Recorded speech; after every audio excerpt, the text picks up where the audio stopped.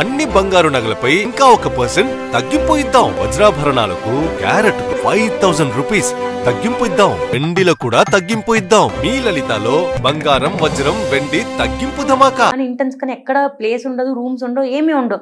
ఎత్తుక్కుంటాం మేము, ఏదైనా రూమ్ ఖాళీ ఉందా, ఏదైనా రూమ్ ఖాళీ ఉందా వెళ్ళి కూర్చోడానికి అని వెతుక్కుంటే ఏదైనా సెమినార్ రూమ్స్ అప్పుడు క్లాసెస్ జరగవు కదా, జరగనప్పుడు నైట్ టైం ఆ ఖాళీగా ఉంటే అక్కడికి వెళ్ళి కూర్చొని రెస్ట్ తీసుకుంటాం. తినాలంటే అక్కడికి వెళ్ళి కూర్చొని తింటాం. మాకంటే ఒక ప్లేస్ కానీ ఏమీ ఉండదు. అంతలాగా అమ్మాయి కష్టపడి ఆ డ్రెస్ వేసుకొని పడుకుంది రెస్ట్ తీసుకోవడానికి. సో ఒక ఫ్యామిలీలో ఇప్పుడు మా మమ్మీ నాకు లాస్ట్ ఇంటర్వ్యూ చెప్పినప్పుడు ఎప్పుడు కాల్ చేస్తూనే ఉంటుంది. మా మమ్మీ ఒక్క టైంలో నాకు కాల్ చేయదు, అది నేను జాబ్ వర్క్లో ఉన్నప్పుడు. ఎందుకంటే అప్పుడు డిస్టర్బ్ చేయకూడదు. అండ్ చుట్టూ చాలా మంది పేషెంట్స్ ఉన్నారు, చాలా మంది డాక్టర్స్ ఉన్నారు, తను ఒక సేఫ్ ప్లేస్లో ఉంది అనుకొని పేరెంట్స్ ఇంట్లో మా అమ్మాయి జాబ్ సినిమాకి వెళ్ళినా ఫోన్ చేస్తారు, పబ్కి వెళ్ళినా ఫోన్ చేస్తారు, గుడికి వెళ్ళినా ఫోన్ చేస్తారు, ఎక్కడికి వెళ్ళినా ఫోన్ చేస్తారు. కేవలం డ్యూటీలో ఉన్నప్పుడు మాత్రమే వాళ్ళని డిస్టర్బ్ చేయకూడదు, సేఫ్ ప్లేస్లో ఉంది అనుకొని పడుకుంటారు. అలా పడుకున్నప్పుడే వాళ్ళ అమ్మాయి ఇట్లా అయిపోయిందని వాళ్ళకి తెలిస్తే ఆ న్యూస్ నేను అలా కోరిలేట్ కూడా చేసుకోలేకపోతున్నాను అనమాట అమ్మాయి ప్లేస్లో పెట్టుకొని.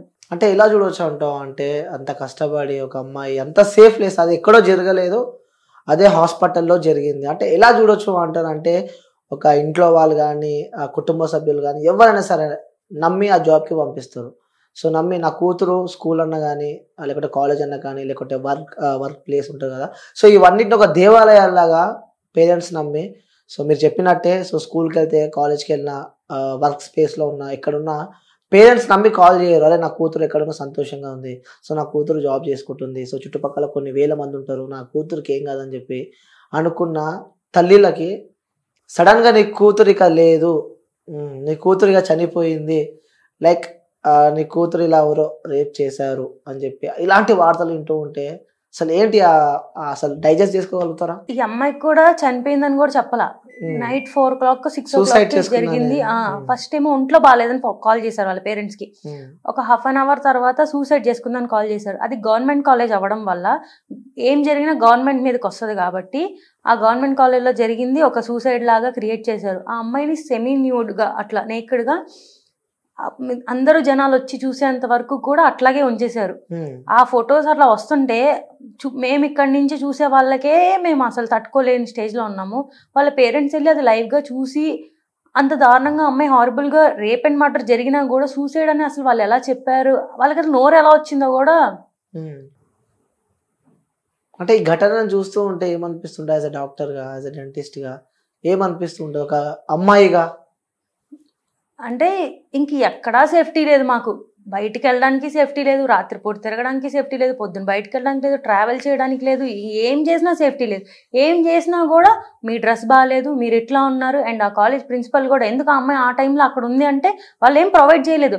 ఆఖరికి ఆ రేప్ చేసిన వాడికి కూడా అక్కడ ఒక ఉంది స్టే ఉండడానికి ప్లేస్, కానీ అక్కడ చదువుతున్న డాక్టర్కి ఆ ఇంటర్న్ చేసే అమ్మాయికి ప్లేస్ లేదు ఉండడానికి. అందుకే ఆ అమ్మాయి అక్కడ ఉంది. నువ్వే కనుక అక్కడ ప్లేస్ ఇచ్చుంటే అమ్మాయికి ఉండడానికి, ఆ అమ్మాయి వెళ్ళి ఒంటరిగా ఆ రూమ్ లో కూర్చోదు కదా. సో ఇంకొకటి ఏంటంటే అమ్మాయి ఒక్కతే అక్కడికి వెళ్ళింది అని చెప్పి కూడా కొన్ని వార్తలు వింటూ ఉన్నాం. సో అమ్మాయి ఒక్కతే అంతమంది క్రౌడ్ వదిలిపెట్టి అమ్మాయి ఎక్కడికి వెళ్ళేందుకు పడుకుంది అని కూడా. మరి ఎక్కడ పడుకుంటుంది అమ్మాయి? ఒక అమ్మాయి వెళ్ళి కూర్చొని అందరి మధ్యలో పడుకోలేదు కదా. అమ్మాయి ఎక్కడ కూర్చున్నా కూడా స్ట్రైట్ గా కూర్చోవాలి. అమ్మాయి పడుకోకూడదు కదా ఎవరి ముందు కూడా. అబ్బాయిలు ఎక్కడైనా ఎక్కడ పడితే అక్కడ పడుకోవచ్చు, కానీ ఒక అమ్మాయి పడుకుందంటే బ్యాడ్ గానే చూస్తారు. సో అమ్మాయి ఎవరు లేని చోటే కదా వెళ్ళి కూర్చొని పడుకోగలదు. అప్పుడు కూడా అక్కడికి వచ్చి కొంతమంది నర్సెస్ మాట్లాడితే అప్పుడు కూడా అమ్మాయి 2 o'clock కి కూడా ఆ స్టాఫ్ నర్సెస్ కి ట్రీట్మెంట్ గురించి చెప్తుంది. అంతా అయిపోయింది. 3 o'clock కి కూడా తను పడుకొని ఉంది బెడ్షీట్ వేసుకొని. ఒక 45 minutes లో అమ్మాయి కెరియర్ లైఫ్ అంతా పోయింది. వాళ్ళ ఫ్యామిలీకి ఇంకా అమ్మాయి లేదు. ఎంత కష్టపడితే వస్తుందో గవర్నమెంట్ కాలేజ్లో సీట్, నీట్ ఎంత కష్టపడి క్రాక్ చేస్తే వస్తుందంటే. ప్రైవేట్ కాలేజ్లో కూడా ఫీజులు కట్టి జాయిన్ అవుతారు, కానీ ఒక గవర్నమెంట్ కాలేజ్లో సీట్ తెచ్చుకోవాలంటే అమ్మాయి ఎన్నో డేస్ కష్టపడి 31 years అయినా అమ్మాయి ఇంకా చదువుకుంటానే ఉంది. ఇంకా సంపాదించడం కూడా స్టార్ట్ చేయాల. ఇంకో సంవత్సరం అయితే ఆ అమ్మాయి అయిపోయిద్ది, అప్పుడు సంపాదించడం స్టార్ట్ చేసిద్ది. అమ్మాయి లైఫ్ కూడా ఏం బతుకుండదు, ఏం పెళ్లి లేదు, ఏం జరగని కూడా జరగలేదు. 31 yearsగా అమ్మాయి చదువుకుంటానే ఉంది, కష్టపడుతూనే ఉంది. అంతా కష్టపడి ఇంకొక ఇయర్ అయిపోద్ది, తన చదువు అయిపోద్ది, ఇంక బయటకు వచ్చిద్ది, హ్యాపీగా బతికిద్ది అన్న టైంలో ఒక జస్ట్ ఒకటి ఫీలింగ్స్ వాడు కంట్రోల్ చేసుకోలేక వాడికి 30 to hardly 40 minutes మొత్తం అమ్మాయి లైఫ్ అంతా పోయింది అక్కడ. నేను నా ఫ్రెండ్స్కి అందరికీ ఫోన్ చేసి ఇలా జరిగిందంట. వాళ్ళందరూ కూడా ఎవరు చదువుకొని కూడా చదువుకోలేకపోతున్నా. నా ఫ్రెండ్ MBBS ఎగ్జామ్కి చదువుకుంటుంది. ఏం జరిగింది ఇట్లా అంటే నేను చదవని కూడా చదవలేకపో. అందరూ మేమంతా కోరిలేట్ చేసుకుంటున్నాం దానికి. అండ్ ఏంటంటే నేను నిన్న చాలా డిప్రెషన్కి వెళ్ళిపోయాను నేను నిన్న దీనివల్ల. నిన్న నేను ఒక వీడియో చేస్తే దాని కింద కామెంట్స్ కూడా మీకు మాట్లాడే అర్హత లేదు, మీరు వీడియోలు చేయడం వల్ల ఇలా చేస్తారు, మీరు చూడడం సరిగ్గా చూస్తే ఇలా ఉండదు కదా. సరే మేము వీడియో చేస్తున్న ఇట్లా అమ్మాయి అలా చేయలేదు కదా, మరి ఆ అమ్మాయికి జరిగింది ఏంటి? ఇక మీరు మిగతా అందరికి జరుగుతుంది అప్పుడు ఎవరు మాట్లాడలే ఇప్పుడు వచ్చి మాట్లాడచ్చు అంటే ఇది ఇది ఇది కంప్లీట్ గా రేపు మాకే జరగచ్చు. మేమే ఒక డ్యూటీలో ఉన్నప్పుడు మాకే జరగచ్చు. ఎన్నోసార్లు మేము అలా సెమినార్ రూమ్ లో కూర్చున్న రోజులు ఉన్నాయి. అది రేపు మాకే జరగచ్చు. అలా మేము అంత దగ్గరగా మాతో పాటు ఉన్న సిస్టర్ లాగే కదా అమ్మాయి మాతో పాటు ఉన్న డాక్టర్ అంటే. మీలో ఒకరు అన్నట్టు అంతలాగా మేము కోరిలేట్ చేసుకుంటున్నప్పుడు అది కూడా ఎంత హారిబుల్ గా అమ్మాయి పెల్విక్ బోన్స్ ని విరక్కొట్టేసి, ఒక బోన్ ని విరక్కొట్టాలంటే ఎంత స్ట్రెంగ్త్ కావాలంటే అది కూడా బాడీలో ఉన్న స్ట్రాంగ్ బోన్స్ పెల్విక్ బోన్స్, ఆ పెల్విక్ బోన్స్ రెండింటిని విరక్కొట్టేసి 2 కాళ్ళని 90 degrees లో ఇలా పెట్టారంటే ఆ అమ్మాయి ఎంత హారిబుల్ పెయిన్. అండ్ ఐస్ లోకి గ్లాసెస్, వెజైనాలోకి గ్లాసెస్ అండ్ ఫుల్ బ్లీడింగ్. ఎంత కష్టపడింది ఆ అమ్మాయి సర్వైవ్ అవ్వడానికి. ఆ జస్ట్ ఆ సీన్స్ ని అండ్ ఆ అమ్మాయికి జరిగిన ఇంజ్యూరీస్ ని, ఆ పోస్ట్ మార్టం రిపోర్ట్ ని, ఆ ఫొటోస్ ని చూస్తుంటే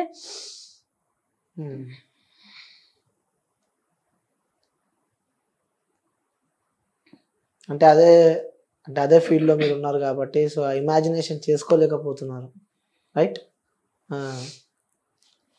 సరే, ఇది పక్కన పెడితే సో మీరు ఇప్పుడే చెప్పారు ఇన్స్టాగ్రామ్ లో మీరు ఒక రీల్ అప్లోడ్ చేశారు అని చెప్పి, దాని కింద కామెంట్స్ కూడా చాలా నెగిటివ్ వచ్చినాయి మీకు. నువ్వు పాజిటివ్ గా వీడియో చేసినా నెగటివ్ కామెంట్స్ అందరు అబ్బాయిలు చేశారని అసలు ఎవ్వరూ చెప్పరు. Not all men but men. అబ్బాయిలే కదా చేస్తుంది కానీ అందరూ కాదు. 80% చాలా పాజిటివ్ గా రెస్పాండ్ అయ్యారు. అండ్ ఆ నెగిటివ్ కమెంట్స్ కూడా ఒక ఆయన నాకు అది చూసి, మీరు ఆ నెగిటివ్ కమెంట్స్ వాళ్ళు ఇలాగే పెడతారండి, మీరు దానికి అఫెండ్ అవ్వకండి, మీరు ఖచ్చితంగా సపోర్ట్ చేయండి, బయటకు వచ్చి మాట్లాడండి అని చెప్పే వాళ్ళు చాలా మంది ఉన్నారు. ఆ కాలేజ్ లో తనతో పాటు చదువుకున్న అబ్బాయిలందరూ సపోర్ట్ చేసే వాళ్ళు చాలా మంది ఉన్నారు. బట్ మెన్నే కదా చేస్తుంది at the end of the day. Okay, so నిజంగానే స్వాతంత్రం వచ్చిందా అంటే మీరు ఏమంటారు?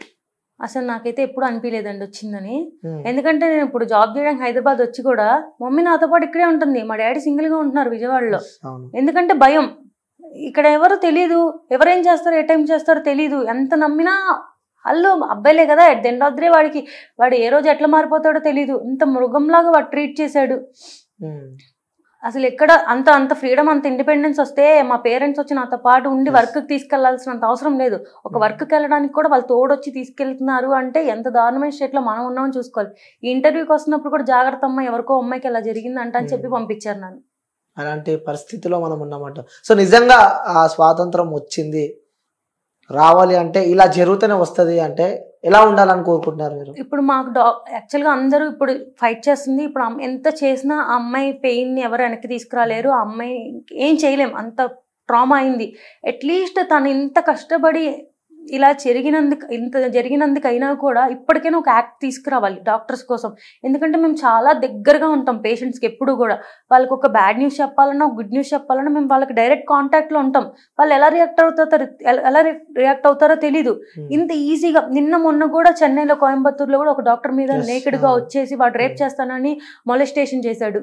అండ్ నిన్న ఈ ఇన్సిడెంట్ జరిగింది కదా, ఈ ఇన్సిడెంట్ కి ప్రొటెస్ట్ చేయడానికి వెళ్ళిన ఒక అమ్మాయి రిటర్న్ అవుతుంటే తన హోమ్ కి తనని చేశారు. ఈ ఇన్సిడెంట్ కి సపోర్ట్ చేయడానికి వెళ్ళిన అమ్మాయిని ఇంకా అసలు ఎక్కడికి పంపిస్తారు అమ్మాయిల్ని? అమ్మాయిలంటే మీరు ఎట్లా, ఇదే అబ్బాయి జిమ్కి వెళ్తే జిమ్ లో షర్ట్ తీసేసి కండలు చూపించి ఫొటోస్ పెట్టుకోవచ్చు, తను బీచ్ లో మంచిగా రీల్స్ చేయొచ్చు. కానీ అమ్మాయి ఏమీ చేయకూడదు. అమ్మాయి అంటేనే ఇంక ఇట్లాగే ఉండాలి. ఇలా ఉండకపోతే మేము చేస్తాం.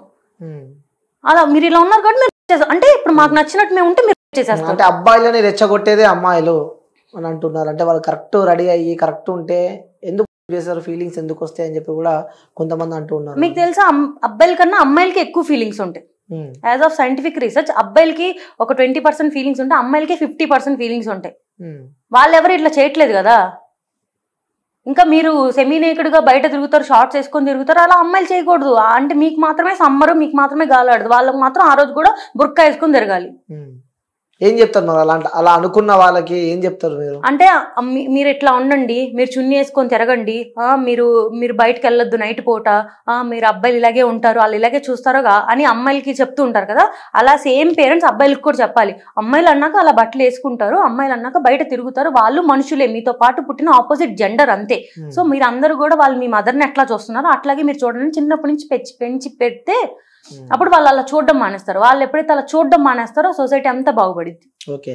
సో నిజంగా ఈ ఘటనకు సంబంధించి చిన్న ఉన్నప్పటి నుంచి ఆ పాపను పెంచి పెద్ద చేసి ఇంకొక 1 year అయితే ఆ పాప ఈ స్టడీస్ అయిపోద్ది. So next job. సో తను ఒక డాక్టర్ అవుతారంటే ఒక కన్న తండ్రికి ఉంటుంది కదా, సో నా కూతురు డాక్టర్ కావాలి, సో నా కూతురు ఇంజనీర్ కావాలి, నా కూతురు పోలీస్ కావాలని చెప్పి. సో అంటే ఫుడ్ నోరు దగ్గర పెట్టి తిన్నామన్న స్పేస్లో ఆ ఫుడ్ నోరు కాకుండా కింద పడిపోతే ఎంత బాధ ఉంటుందో. సో చిన్న ఉన్నప్పటి నుంచి కష్టపడి పెంచి పాప ఒక స్టేజ్ వచ్చిన తర్వాత నిజంగా ఆ కన్న తల్లిదండ్రులకి ఆ ఆవేదన ఉంటుంది కదా, సో అది వర్ణించలేనిదని చెప్పుకోవచ్చు. సో ఆ పేరెంట్స్ని చూస్తూ ఉంటే నిజంగా ఫస్ట్ వాళ్ళ నాన్నని తీసుకెళ్ళి బాడీ డెడ్ బాడీ చూపిస్తే నిజంగా ఎలా అసలు డైజెస్ట్ చేసుకోగలడా? ఎందుకంటే ఒక అమ్మాయికి అమ్మ బాండింగ్ కన్నా నాన్న బాండింగ్ ఇంకెక్కువ ఉంటుంది. సో అమ్మ కన్నా నాన్న ప్రేమ ఎక్కువ ఉంటుంది. సో డైజెస్ట్ చేసుకోగలుగుతారా అసలు? అది ఈ ఫీల్డ్లో చాలా కాస్ట్లీ, మెడికల్ ఫీల్డ్ చాలా కాస్ట్లీ, చాలా కష్టం కూడా చదవడం. మా డాడీ కూడా చెప్తాడు సిల్లీ రీజన్స్, నీకు మ్యాథ్స్లో 9 points వచ్చినాయి, ఫెయిల్ అయిపోతావు, ఎంపీసీ చదివితాను బైపీసీ చేర్పించాను, నేను డాక్టర్ చేయాలి అని. వాళ్ళు చాలా హోప్స్ పెట్టుకుంటారు. ఈ సొసైటీలో చాలా మంది అమ్మాయిలు చదువుకోకుండా పెళ్లి చేసుకొని సెటిల్ అయిపోయిన వాళ్ళు చాలా మంది ఉన్నారు. అంతమందిలో 30 years వచ్చినా కూడా పెళ్లి చేయకుండా చుట్టూ ఉన్న సొసైటీ పెళ్లి చేయవా అని అడిగినా కూడా లేదు, మా అమ్మాయి అంటూ నిలబడాలి, తను చదువుకొని ఒక డాక్టర్ అవ్వాలి అని చాలా కష్టపడి వాళ్ళు డబ్బులు లేకపోయినా కూడా పెట్టి చదివిస్తారు. ఎందుకంటే అమ్మాయి పేరు రేపంటే అమ్మాయి కాళ్ళ మీద నిలబడాలి, వాళ్ళని చూసుకోవాలి అని చాలా కష్టపడి పెంచుతారు. అంత కష్టపడి చేసిన తర్వాత మా డాడీ కూడా చెప్తాడు, వీళ్ళమ్మా ఈ ఫీల్డ్ బాగా చదువుకో, డాక్టర్ అవ్వాలి, నువ్వు అంత కష్టపడి చేస్తారు. నేను జస్ట్ నాకు హెల్త్ బాగోకపోతేనే వాళ్ళు ఎంత సఫర్ అయ్యారో నాకు తెలుసు. వాళ్ళ డాడీ అలా అయిపోయిన తర్వాత అమ్మాయికి అసలు వాళ్ళు ఇంట్లో చిన్న జ్వరం వస్తేనే తట్టుకోలేరు చిన్నపిల్లలుగా. సో కూతురు ఎంత హైట్స్కి ఎదిగినా కన్న తండ్రికి మాత్రం చిన్న పాపనే. సో ఫీవర్ వచ్చినా తట్టుకోలేను ఆ తండ్రి. నిజంగా ఆ తండ్రిని తలుచుకుంటుంటే అసలు లిటరల్లీ సో మనకే అసలు అర్థం అంత జరిగి వాళ్ళు అంత బాధలో ఉన్నా కూడా ఇంకా ఆ అమ్మాయి తప్పని చెప్పిన మాటలు వింటుంటే ఇంకా యానిమల్ బిహేవియర్ చూపిస్తున్నారు ఇంకా కొంతమంది మనుషులు. ఇంకా ఈ వీడియో కింద కూడా ఎంతమంది కామెంట్స్ పెడతారో, యాక్చువల్గా ఇలా కామెంట్స్ పెట్టే వాళ్ళే రేపు అవుతారని నా ఫీలింగ్. 100% అది ఎక్కడో అక్కనో చెల్లనో ఉంటది కదా, సో వాళ్ళకి ఇలానే జరిగితే వాళ్ళు అలా